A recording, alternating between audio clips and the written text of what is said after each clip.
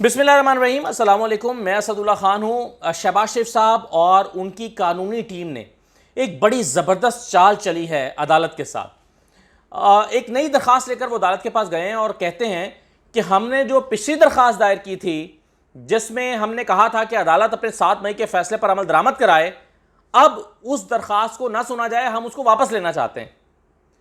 आपको याद होगा, हमने पिछली वीडियो में आपको बताया था कि शहबाज शरीफ साहब जो हैं उन्होंने एक मिसलेनियस दरख्वास्त या सीएम जिसको आप कहते हैं मुतफर्रिक दरख्वास्त वो दायर की और अदालत से कहा कि 7 मई ने आपने फैसला दिया था 7 मई को कि शहबाज शरीफ साहब को बाहर जाने दिया जाए, लेकिन उनको बाहर जाने नहीं दिया गया। तो अब आप यूं करें कि आप अपने फैसले पर अमल दरामद कराएं। इस पर पहली समाअत हो गई। जब पहली समाअत हुई तो लाहौर हाई कोर्ट में जस्टिस अली बाकर नदवी साहब ने वफाक से कहा कि आप अपना जवाब जमा कराएं, आप अपना जवाब जमा कराएं कि इस फैसले पर अमल दरामद क्यों नहीं हो सका, और उसके लिए 26 तारीख मुकर्रर कर दी। लेकिन दूसरी तरफ यह हुआ कि सुप्रीम कोर्ट में भी ये केस जो कि वफाकी हुकूमत अदालत में लेकर गई थी इस फैसले के खिलाफ, वो 25 तारीख को फिक्स हो गया। अब मैंने ये नुकता उठाया था अपनी पिछली वीडियो में कि एक तरफ तो सुप्रीम कोर्ट में यह मामला 7 मई के इस फैसले के खिलाफ हुकूमत की दरख्वास्त में सुना जा रहा होगा, और दूसरी तरफ शहबाज शरीफ साहब की दरख्वास्त पर अमल दरामद कराने के लिए 26 तारीख को यह सुना जा रहा होगा लाहौर हाई कोर्ट में।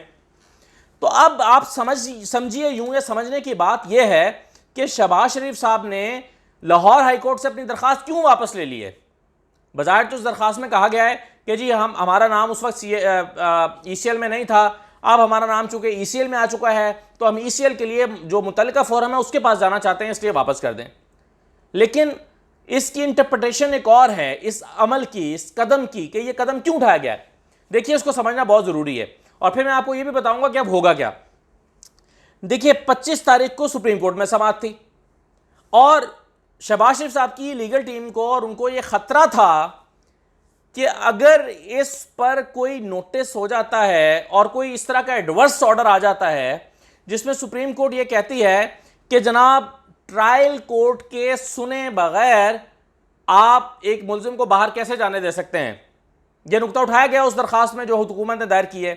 यानी आप फरीकैन से मौक़िफ़ नहीं ले रहे और ख़ास तौर पर जो मुतल्लिका फरीक है यानी नैब, तो आप नैब का मौक़िफ़ लिए बगैर आप किसी फरीक को कैसे जाने दे रहे हैं, ये उसमें नुकता है।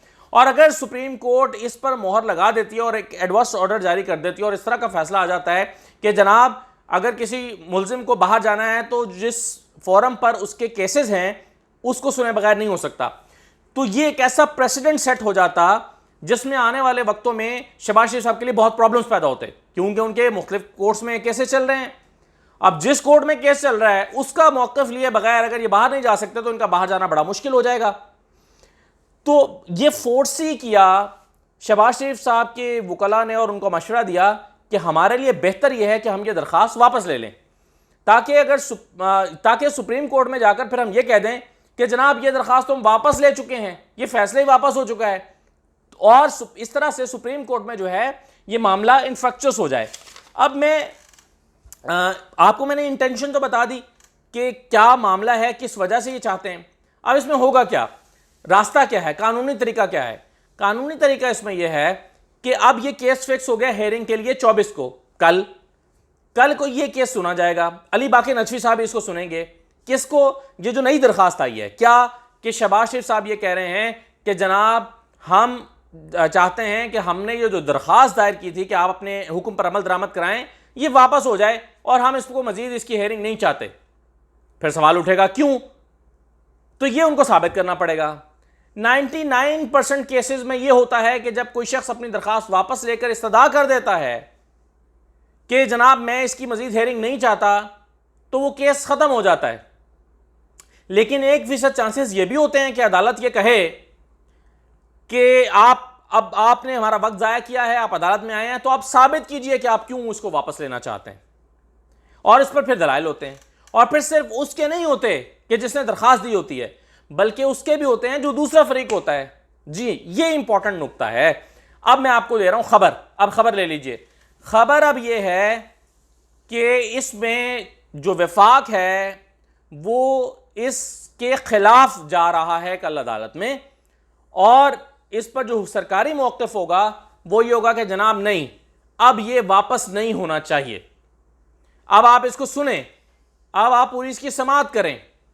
तो शहबाज शरीफ साहब की दरखास्त वापस लेने की जो दरखास्त है उसकी मुखालफत होने जा रही है प्रोसिक्यूशन की जानिब से, ये मैं आपको खबर दे रहा हूं। अच्छा, अब क्या होगा इसके नतीजे में? यानी आप दरखास्त दे देंगे शहबाज शरीफ साहब के वापस करें, वफाक करेगा नहीं। अब वफाक की कोशिश ये होगी, इंटरेस्टिंग नुक्ता यह है इसमें कि सुप्रीम कोर्ट से, लाहौर हाई कोर्ट से टाइम ले लिया जाए कि जनाब आप हमें इस पर तहरीरी मौक़िफ़ देने की इजाज़त दें।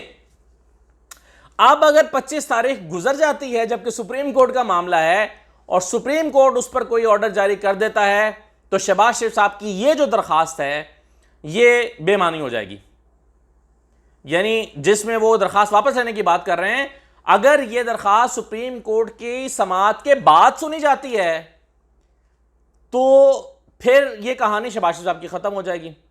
तो अब इसमें डिप्टी अटॉर्नी जनरल जो राना अब्दुल शकूर साहब इस केस में पेश होते हैं, मेरी इत्तला यह है कि वो कोशिश करेंगे कि लाहौर हाई कोर्ट से को कन्विंस करें कि जनाब हम भी इसमें फरीक हैं, हमें अपना जवाब दाखिल कराने के लिए वक्त दिया जाए, हम अपना जवाब दाखिल कराना चाहते हैं। और अगर 2 दिन का वक्त उनको मिल गया, 25 तारीख गुजर गई, तो फिर सुप्रीम कोर्ट में इसकी हेयरिंग का आगाज हो जाएगा, तो फिर इसका वापस लेना मुश्किल हो जाएगा। लेकिन ज्यादा इम्कानात क्या हैं?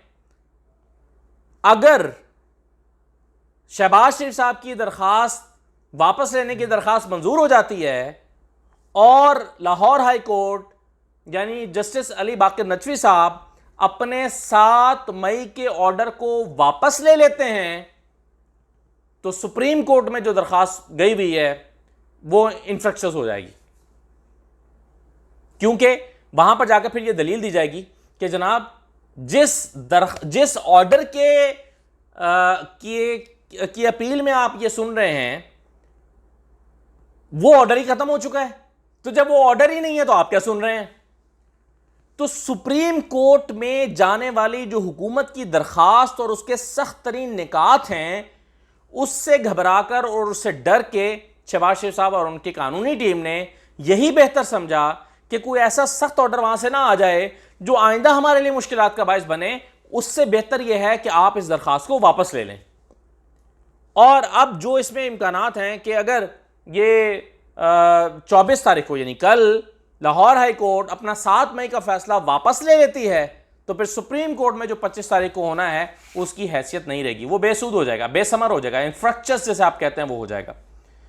लेकिन अगर इसमें deputy attorney general Rana Abdul Shakoor साहब कामयाब हो जाते हैं कन्विंस करने के लिए अदालत को, अली बाकर नकवी साहब को, कि नहीं जनाब आप हमें भी सुने, इसमें ऐसे नहीं दरखास्त आप वापस ले सकते, शहबाज शरीफ साहब दरखास्त दी है, हमारा जवाब लें, और ऐसे नहीं वो वापस ले सकते, हमें मौका दें जवाब फाइल करने का। और उनको जवाब फाइल करने का मौका मिल जाता है तो फिर कहानी दिलचस्प होगी, फिर कहानी दिलचस्प होगी। लेकिन अगर ऑर्डर वापस हो जाता है तो फिर सुप्रीम कोर्ट वाला मामला जो है वो भी जो है इनफ्रक्शस हो जाएगा और उसको फिर उसमें कुछ बाकी नहीं रहेगा, उसमें कुछ सब्सटेंस बाकी नहीं रहेगा। हाँ, अब फिर रास्ता क्या होगा शहबाज शरीफ साहब के पास बाहर जाने का कि वो नए सिरे से ECL से नाम खारिज कराने के लिए अदालत के पास जाएं, जैसा कि वो पिछली मरतबा उन्होंने अपना नाम ECL से खारिज करवाया था, उसी रास्ते पर वो आएँ और ECL से अपना नाम खारिज करवाएं। वो एक फिर नई कहानी होगी, वो एक फिर एक नया रास्ता होगा, वो एक नया ट्रैक होगा जो शहबाज शरीफ साहब को लेना होगा। फिलहाल उन्होंने ये एक मूव की है अपने आप को बचाने के लिए कि सुप्रीम कोर्ट से कोई ऐसा एडवर्स ऑर्डर ना आ जाए जो मुस्तकबिल में उनके मुश्किल का बायस बने, और वो इसलिए चाहते हैं कि दरख्वास्त जो है वो अभी वापस ले ली जाए और इस पर कोई कार्रवाई ना हो। लेकिन होगा क्या ये आपको कल बताएंगे, कल जब सुबह 9 बजे अदालत लगेगी और जस्टिस अली बाकर नकवी साहब इस पर समाअत करेंगे, तो देखिए दोनों तरफ से क्या दलाइल आते हैं। लेकिन सूरत हाल दिलचस्प है, जो मैंने थंबनेल में लिखा था ना कि सूरत हाल दिलचस्प है, खेल दिलचस्प मरहले में दाखिल हो चुका है, तो कल आपको पता चलेगा कि अब क्या होता है। तो ये थे मेरा ख्याल, कोई पॉइंट अगर रह नहीं गया तो मैं आपसे फिर इजाज़त चाहूँगा। तकरीबन चीज़ें मैंने कह दी हैं, तो बाकी इंशाल्लाह फिर कल मिलते हैं। अल्लाह हाफ़िज़।